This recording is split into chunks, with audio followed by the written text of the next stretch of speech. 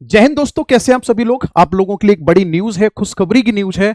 SSC ने अपना पूरा कैलेंडर जारी कर दिया है और ये आज शाम को ही एसएससी ने अपनी वेबसाइट पर इसको अपडेट किया है। अगर हम इसमें नोटिफिकेशन की बात करेंगे तो सबसे पहले जो नोटिफिकेशन रिलीज होगा वो 2 जून को होगा और ये नोटिफिकेशन होगा सिलेक्शन पोस्ट एग्जामिनेशन फेज 13 का। और इसके जो फॉर्म फिल होंगे वो 23 जून तक फॉर्म फिल होंगे और जो इसका एग्जाम होगा वो 24 जुलाई से लेकर के 4 अगस्त के बीच में होगा। आगे अगर हम बात करेंगे फिर स्टेनोग्राफर का जो फॉर्म फिल जो नोटिफिकेशन आएगा वो 5 जून से स्टार्ट होगा, 26 जून तक फॉर्म भरे जाएंगे इसके, और एग्जाम जो होगा इसका वो होगा 6 अगस्त से लेकर के 11 अगस्त तक। आगे अगर हम इसमें बात करेंगे जो आपका मेन एग्जाम है कंबाइंड ग्रेजुएट लेवल एग्जामिनेशन 2025 यानी कि सीजीएल का जो नोटिफिकेशन आएगा वो आएगा 9 जून को और 9 जून को नोटिफिकेशन आएगा, 4 जुलाई तक इसके फॉर्म फिल होंगे और वहीं 13 अगस्त से लेकर के 30 अगस्त के बीच में एग्जाम को कंडक्ट करा लिया जाएगा। आगे अगर हम बात करेंगे तो जो सीपीओ है यानी सब इंस्पेक्टर इन दिल्ली पुलिस, इसका जो नोटिफिकेशन आएगा वो आएगा 16 जून को और 7 जुलाई तक इसके फॉर्म फिल होंगे। 1 सितंबर से 6 सितंबर के बीच में एग्जाम को कंडक्ट करा लिया जाएगा। यानी देख रहे हो आप, दे दनादन एसएससी नोटिफिकेशन देगा।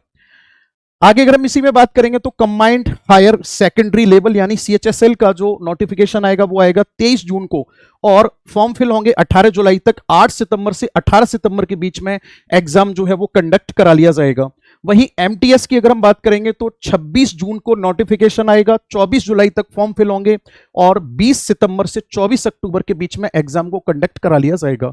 दोस्तों अगर हम सीजीएल की बात करेंगे तो एग्जाम डेट जो इन्होंने टेंटेटिव जो डेट दे रखी है सीजीएल की, वो डेट है यहां पे 13 अगस्त से लेकर के 30 अगस्त। यानी कि हमारे पास जो अब टाइम बचता है वो बचता है आप मान के चलो जुलाई, जून जुलाई और अगस्त तक का टाइम, मतलब मोटे मोटे तौर पर आप खींच के मान लो 3 महीने का हमारे पास टाइम है।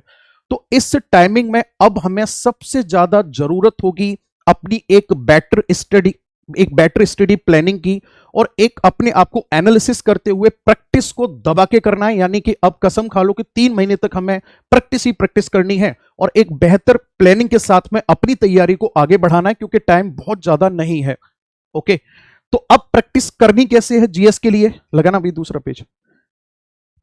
प्रैक्टिस के लिए करना क्या है आप सभी को अच्छे से पता है। यहां पे मैंने इसीलिए कि जैसे ही एसएससी का नोटिफिकेशन आएगा उससे पहले क्यों न आपकी तैयारी को बहुत बेहतर करा दिया जाए जीएस में। यहां पर पूरी प्लेलिस्ट देख रहे होगे आप, शाम को डेली 7:30 बजे मैं 50 क्वेश्चंस कंप्लीट जीएस के विद एक्सप्लेनेशन यहां पर प्रैक्टिस करवा रहा हूं और आज तक हम लोग लगभग इसमें 9 क्लासेस ले चुके हैं। 35 से 40 क्लास हम इसमें करवाने वाले हैं, तो आप इस क्लास को जरूर अटेंड करें जिससे कि आपने जो कुछ भी पढ़ा हुआ है उसको आप आसानी से रिवाइज कर पाएं। दूसरा दोस्तों, यहां पे अगर हम ज्योग्राफी की बात करेंगे तो ज्योग्राफी में मैंने यहां पे प्लेलिस्ट में जब आप जाके चेक करोगे तो यहां पे टॉपिक वाइज हम लोगों ने यहां पे क्वेश्चंस को प्रैक्टिस कर रखा है। आप देख रहे होगे माउंटेन है, रिवर है, डैम है, ये सारा का सारा करवा रखा है। साथ ही साथ हमने बायो की भी यहां पे सीरीज चला रखी है जिसमें थ्योरी को करवा रखा है और बहुत जल्द ही हम स्टैटिक जीके के लिए मैराथन क्लास भी लेकर आने वाले हैं। यानी कि प्रैक्टिस और थ्योरी रिवीजन पे आज से ही लग जाओ। पूरा एक प्लानिंग फिक्स करो, टारगेट फिक्स करो कि हमें कम से कम टाइम में कितने टाइम में हम अपने सिलेबस को कवर करना है और उससे हमें ज्यादा से ज्यादा प्रैक्टिस के लिए टाइम मिल जाए। और दोस्तों हम पूरी तरह से आप लोगों के साथ हैं, आपके भविष्य में, आप अपने जीवन में आप आगे बढ़ो इसके लिए पूरी तरह से आपके साथ हैं। भगवान करे यही साल आपके कंधों पर ये जो सितारे पीतल के जो दूसरों के कंधों पर दिखाई देते हैं ना, वो इस साल आपके कंधों पर होने चाहिए। तो चलिए दोस्तों, आज के लिए इतना ही। Thank you so much, have a nice day.